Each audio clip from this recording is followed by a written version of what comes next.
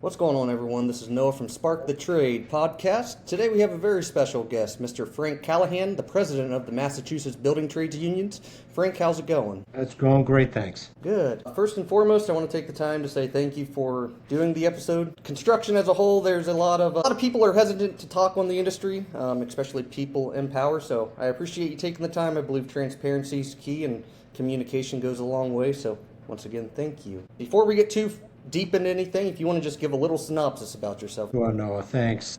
As you said, my name is Frank Callahan. I'm president of Massachusetts Building Trades Unions. We represent over 75,000 men and women belonging to more than 63 local unions and district councils all across the state of Massachusetts. They work for about 33 to 3,600 union signatory contractors, and we're a pretty proud union state, and we do pretty well up here in Massachusetts. It's awesome. And before we dive into anything, not recently, I think about a month and a half ago, I did an interview with Mr. Lou Antonellis out of IBEW Local 103, so that was pretty cool. He's very proud of the state, the Boston area, and I'm sure you guys have made contact along the way, so that's pretty cool. And Lou just got reelected about 2 weeks ago. Awesome. Well, he's very well deserving of that. I greatly appreciate what he's doing, and I'm sure all of Boston is as well. That's really cool. You just mentioned the 75,000 figure. You spent decades in organized labor, from the Pioneer Valley building trades to leading 75,000 union construction workers across Massachusetts. Looking back, what were the defining moments that shaped your leadership style and your view of what strong leadership should look like? Because to have the trust of 75,000 or even 1,000, I mean, that takes a lot of backing, in my opinion. Well, fortunately for me, I had some great mentors. My predecessor, a guy by the name of Joe Dart, hired me originally to work for the Pioneer Valley Building Trades Council in the western part of Massachusetts, which is, a lot less dense population, but that really helped me, from my perspective, running a smaller organization, because I was a lot younger then, and cut my teeth. But I had guys like him and many others who really showed me the ropes, were generous with their time. It's sort of like an apprenticeship, if you will, for leadership. And those two things have really shaped the way I approach the job. And like I said, I've been very fortunate. That's awesome. I'm a firm believer in good leadership breeds good leadership, and it sounds like that's the case for you, as shown through your work, and that's awesome. The Massachusetts Building Trades by the Numbers report makes a strong case that union labor is one of the biggest economic engines in the state, and I'm sure it's not just in the state of Massachusetts, I'm sure it's across a lot of different states. From your perspective, what do people outside of the industry still misunderstand most about the true impact of union construction labor? Well, it's not just the building trades, it's labor in general. Yeah. It's really, I started it as an inside joke, but it's really not funny when you think about it. Unfortunately, whether it's elected officials or people in the general public or the business community or the media for that matter, they view us as the big dumb guys in the beer commercials, and put that Building Trades by the Numbers presentation together, because we host, like a lot of state and local building trades councils, a big part of our responsibility is legislation at both the state and the local, and in some cases the national level. And I found that, like a lot of these, the electeds would come in and look at our legislative agenda, and they're dealing with a whole host of things, to be fair to them, but they forgot what you were talking about before they got in their cars in the parking lot. And so we still do that. We still present them with the packets and the information and the follow-up, which is, as I said, a main part of our job. But I wanted to make sure they were looking at us as you said, an impactful organization and population in the state. And we put it together, number one being the number of members we represent, but also how much money we invest back into, whether it's the Housing Investment Trust, our pension funds. I think the number is about $31 to $32 billion in our, and that's a low number because I don't have all the aspects of it. But you're showing that type of number. We spend over $73 million in training. All of a sudden, apprenticeship is sexy now. That is true. It really is, as it should be. And but we train 74% of all registered apprentices in the industry. We train 81% of all minority apprentices in the industry, despite the image. I guess I'm not the best ambassador here, but old white guys. And that's not the case. We train over, I think it's 88% of all women in the trades are trained in our apprenticeship programs.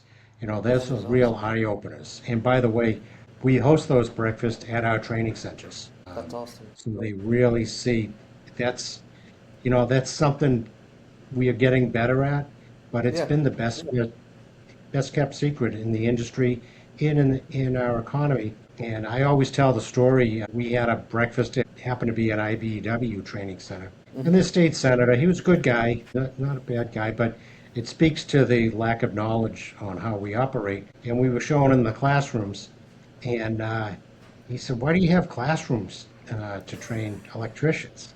I could have got mad at him and yelled at him, but you're an electrician. Sometimes that math on the board would give you a headache if you're not accustomed to it.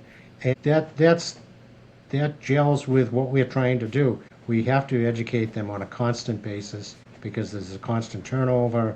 And as I said earlier, they're dealing with everything from housing to education to the environment to transportation. So we're a piece of that, and we need to push ourselves to the front of the room. I'm a firm believer in seeing is believing, so the fact that you guys have those breakfasts at the facilities, I think that's pretty cool, and it sounds like kind of eye-opening, at least in that one perspective, so that's really cool. Speaking of apprenticeships, why do you believe union apprenticeship remains one of the strongest career paths available today, especially for young people being pushed towards like a traditional college route? A little insight into me, I actually started out on the college side of things. I got a bachelor's degree, couldn't find a job coming out of college, and that's ultimately how I got into the trades. I started out non-union electrical, got into the union, just been chugging on ever since. But why do you believe union apprenticeships are, I guess, strong? Well, I just had this conversation earlier in the week with a guidance counselor. My daughter's a senior in high school, and I'm helping one of her friends. She's interested in the iron workers. So started talking with some of the guidance counselors. And the town I grew up in, when I grew up, I still live there. When I was growing up, it was more of a working class town. It's been a bit gentrified, and it's probably about 90% of the kids, believe it or not, are on the college track. Wow. Which is not a bad thing, but like I was talking about that state senator, the lack of knowledge of our apprenticeship programs, it was pretty astounding to me. Of course, we're in the middle of it, but I was able to talk to this guy talking about these kids can be making over $100,000 a couple of years out of high school. I know it's a few skilled of them. trade. And as we always say, it's not just a job; it's a career. That training is the Ivy League of training in our industry. And when we show them the facilities, and it's how we take care of these young. They're not always kids, as you know, but take care of these young people and show them the right way to do it. And it's not just to benefit them. It's, as you know, our apprenticeship programs are joint with our employer community. And there was just a PLA report from Illinois, the Economic Policy Institute. And it showed that union tradesmen and women are on average 14% more productive than a non-union tradesperson. There's also that makes continue on. that makes up for any wage difference or scale and everything else. And it's a very important argument we make when we go to a city or town or a state agency or a private developer to argue in favor of either a 100% union job or a project labor agreement. Because the other side's always saying, unions cost, I think they usually say anywhere from 25 to 30% more, which is garbage. But, we're able to show those figures, and it's a real eye-opener to people not familiar with our industry. Men lie, women lie, numbers don't lie. I'm a firm believer in that. I might be misquoting this a little bit, but there are other studies out there that go back to exactly what you said. I want to say one was done at UC Berkeley. I'm not 100% certain on that, but I know it was out in California. I do want to say it was UC Berkeley, but the same thing, that even though union wages are typically higher, and people say like they're just going to hemorrhage money and cost more money in the long run, it actually saves the project money. across the duration of the project, and it's more productive. So it's very interesting because a lot of people don't realize that, but I mean, numbers speak volumes, so it's interesting. Well, it's funny, we just had this discussion. I sit on the Governor's Competitiveness Council, and they were talking about housing, and they were saying how, prevailing wage ends up costing 30% more. And, this developer who's not one of my favorites, as you can imagine. And we're able to educate them just by starting out that labor doesn't even make up 30% of the total cost of a project. And it's more likely, depending on the type of project or the individual project, anywhere from 18 to maybe 24, 25% at the high end. They're lumping in all the roll-up costs, workers' comp, unemployment, payroll taxes, and they're including the architects, the person in the office, the boss, and in their labor costs. And there was a union contractor on there who I knew, and he was defending the 30%. And I said, well, that electrical contractor might be charging you $250 an hour for that electrician, but I can guarantee you that electrician's not getting $250 an hour. And that's what they count towards. One of the biggest conversations today is labor shortages. That's across the board in all trades, union, non-union. It doesn't seem to matter what the company is at the moment. Contractors say they can't find enough skilled workers, while many young people still don't know these opportunities exist. I can speak on that firsthand through my social platforms. I get messages weekly that say, like, I didn't know XYZ union existed in my area. Is this a recruitment problem, a messaging problem, or something deeper within how we've positioned the trades? Because I know, going back to what you just said, I think in your hometown or the school in your area, 90% are on the route to college. Does it start in high schools? Does it start at home? Where do you believe the disconnect is? Well, there's two different aspects of that. Number one, I don't agree, certainly not in Massachusetts, that there's a labor shortage. We're seeing right now, commercial construction is taking a hit in the Boston area in particular. We have some substantial unemployment with some of the trades. Mm-hmm. And to the point, like I said, we're a pretty pro-union state, so people are more aware of us than in some other parts of the country. Mm-hmm. We typically get 3 or 4 times as many applicants as we have openings in our apprenticeship programs. So we always argue to our elected officials that it's not a labor shortage, it's a work shortage and a wage shortage. If you're going to pay someone $20 an hour, who's going to show up? But that's why we're pushing legislation right now, which would require on public construction in Massachusetts that this goes up over time. For the first year, 5% of all the hours worked on a public project, and I think the threshold was anything over $10 million, have to be performed by registered apprentices. Then it goes up to 10, and it goes up to 15 after 3.5 years. So we have to get those spots for those kids, and we always explain it to them, it's a chicken and egg thing. Yeah. And if there's not enough work for those apprentices, we can't progress through the apprenticeship, and we can't retain them and all that. So we're pretty optimistic about that passing this year, but still a lot of work to be done. Yeah, I guess when I'm talking about labor shortages, obviously it's going to vary state to state, city to city. I know collectively as a whole, there is a pretty large shortage. Obviously, like I said, that's going to vary state to state and whatnot. But touching back on the pay rates, that is a big thing in itself. Obviously, inflation continues to rise, the cost of living in a lot of places continue to rise, and it's very hard, especially to retain someone younger when they know they can make the same wage working, maybe not as labor intensively at a less labor intensive job. So that is a big thing, but it is very cool what you just mentioned with the progressive increases, the increases. So that's really cool. PLAs and prevailing wage laws are always major political battlegrounds. You've kind of touched on that already. For people who hear those terms who don't fully understand them, why are PLAs and prevailing wage protections so critical, not just for union members, but for taxpayers and project owners as well? Well, it touches on what we were just talking about. You just don't want to slap something up that's going to be falling apart in a couple of years, and you want a skilled workforce, and you get what you pay for. It's as simple as that. But the prevailing wage protects the public and makes sure not just that they're getting a quality project performed on time and on budget, but, government has a role to play to protect our workforce, just like they protect businesses in a particular state or city, add in incentives. They want the workforce. If you're not paying the prevailing wage, you might be paying someone public assistance, subsidized housing, SNAP benefits, That's true. I never all thought of those it other like that. types of things, not to mention the societal costs. We're pretty solid on prevailing wage. It always comes up, Yeah. but we don't have a serious threat to it. It's going back a number of years now, but there was a ballot question way back in 1988 Oh wow. to repeal it. And it was the single, and not just saying this because coming from the mass building trades, it was the single greatest grassroots campaign ever in Massachusetts, and people still talk about it. The members fully engaged. We thumped it 60-40 at the ballot box. And again, the other side always comes up against it once in a while, but it's not going anywhere. On PLAs, it was a different story for us. Yeah.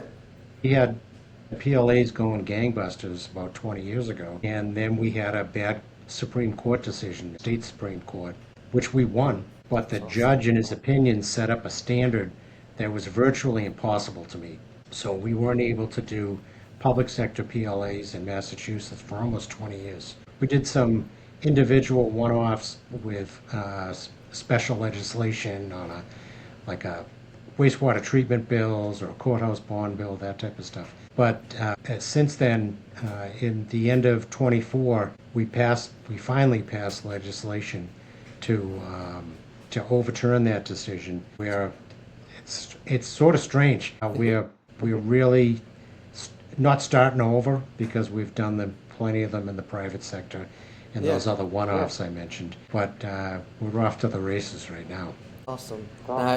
We keep you keep touching on it, but politics is a politicians, however you want to look at it, are a very large portion to labor. So it's important, especially during election times, no matter your state, city, whatever it may be. Make sure you're an informed voter, and obviously, if you're in the union trades, you want to choose candidates that are going to be pro-labor. So I think that's something, as a collective whole, in the unions, we can do a little bit better job of, at least from my personal standpoint. And you don't have to agree with that, but I believe informed members are going to make better decisions. Obviously, there's information out there, but there's never too much information to get to members. So I just want to mention that because we keep touching on how important politics and politicians play into the unions, or at least union labors. So Well, that's pretty cool. we've seen it firsthand. I mean, we were involved with offshore wind, the first industrial scale offshore wind project in the U.S., Vineyard Wind off the coast of Cape Cod.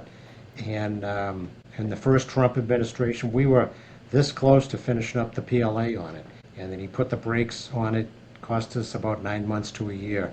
And then we finally prevailed. It was being built. It was just finished a couple of months ago, but he tried to stop it. I mean, when was the last time you heard of anybody trying to stop what is essentially a power plant while it's already producing electricity? And if I remember, and I could be completely misspeaking, and please tell me if I am, is that the same? I believe it was one of, and maybe it was that one in particular. He completely closed down. Did he close it down? Did the Trump administration close that?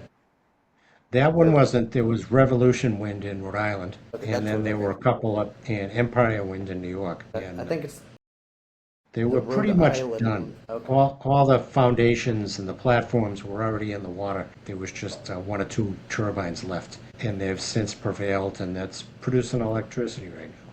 And that was under a PLA.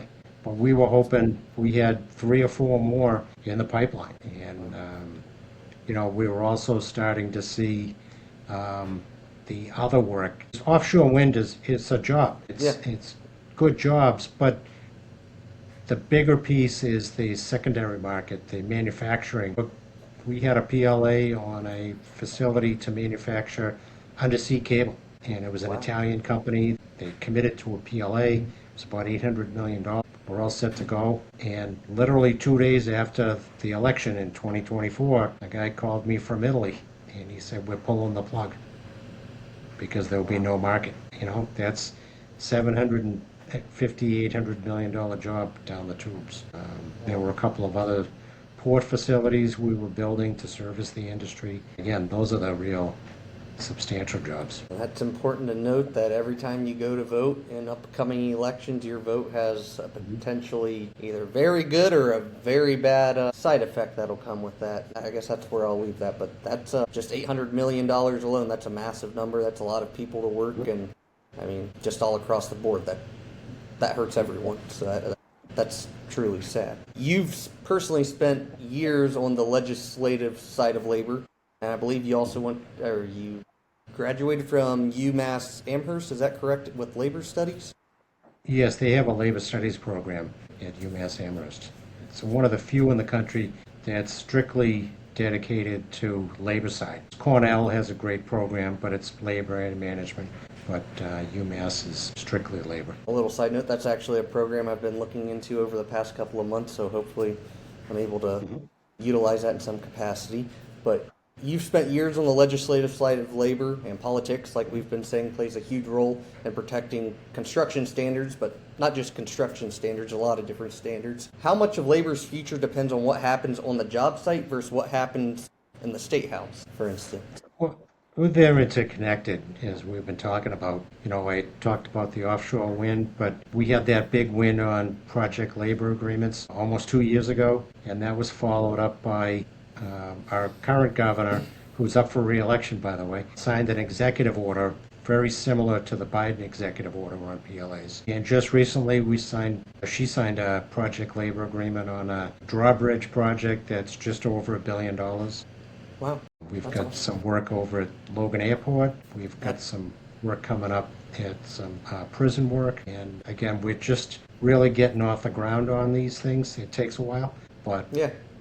She's been great to work with. But up the State House, probably, I'm thinking about what you said earlier with the prevailing wage. Even though we've been able to beat those back, probably 80-90% of what you do at a State House or at the Capitol down in D.C. is to play defense. That's true. The other side has a lot more people up there and a lot more money.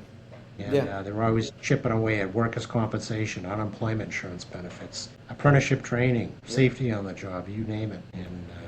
And how much money they spent.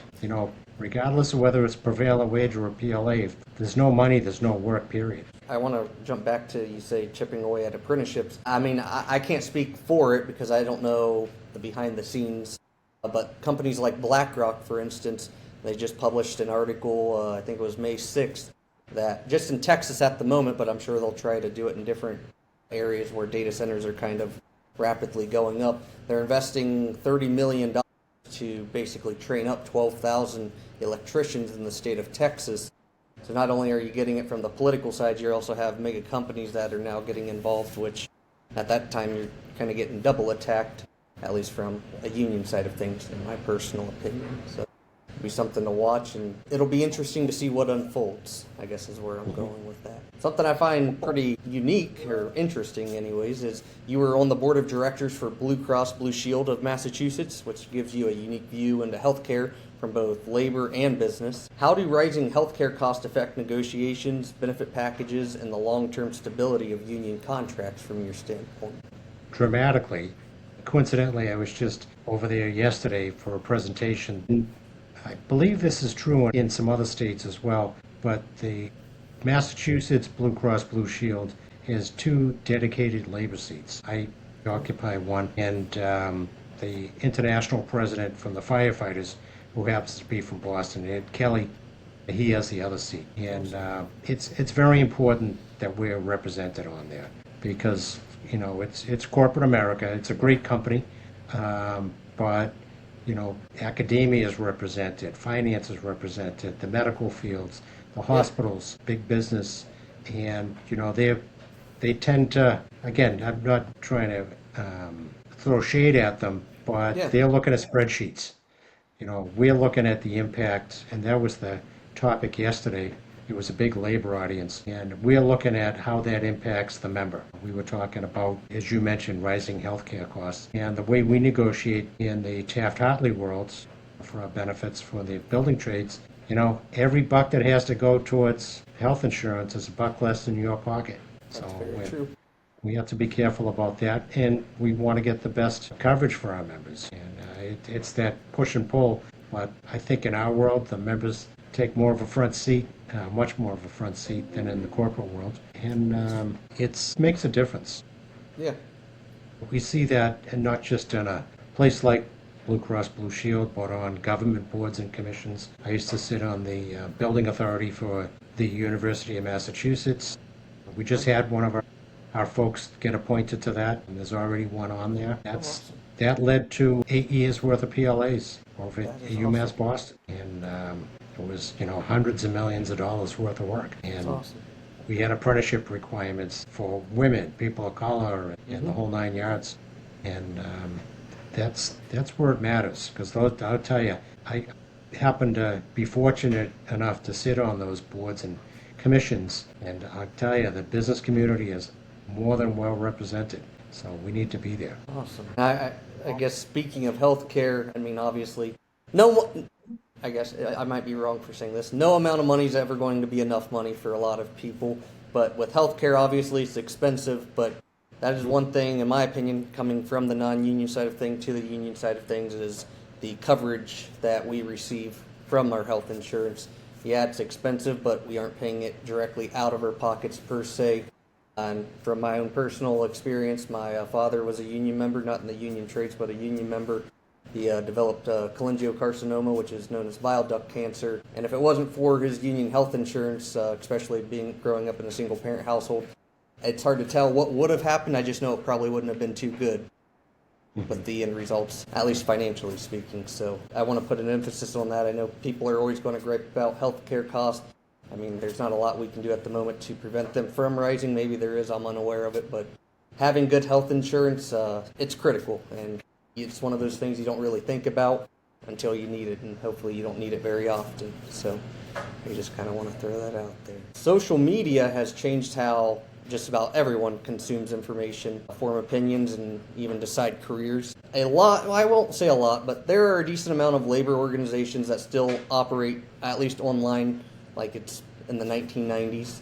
Do you think unions have adapted fast enough to modern communication, or do you feel like we're leaving a massive opportunity on the table? I don't think we're moving fast enough, but it depends on where you are. We were early on when social media, early in terms of the labor movement, with Facebook, and then Twitter, which now is not as impactful. But, we both know proud union guy, David Knipp. Yep. We had him at our convention this past He's a good March, guy. because that's where the members are. We need to communicate with our members. I know you're up on TikTok and on social media yourself like this. That's critically important. I mean, I joke all the time that my 88-year-old mother, I think, is the last person who reads the paper version of the Boston Globe. And I read it on my phone, but most of our members don't. And that's not where they get their news. That's not where they get their information. And there's a pretty good team at NABTU, North America's Building Trades Unions, with Betsy Barrett, and Sean McGarvey pays attention to that, our national president, and the team down there. But there's never enough. You can always do more. And we've been pretty active on it. I'd like to do more. We're just getting into the TikTok space. Instagram we've been on for a while. But I'm probably missing a half a dozen platforms that we're on. It's not as difficult as people think. I think a lot of people go, I'm not going to learn a new technology. I think we both agree. You got to be there. You got to be talking to the members. You said meeting members where they are. When I did my episode with Lou, he said the exact same thing. You guys are very in line like that, and I'm sure you follow his pages, or at least aware of what he's doing. Right now he's doing the 30 days and 30 jobs, or I don't know how he pronounces it, but basically visiting different jobs over the course of 30 days, which I think, and personally I think that's awesome, being in the IBEW. So I think that's pretty cool. Yeah, tons of information's out there. I put out a video a couple days ago about obviously social media and percentages.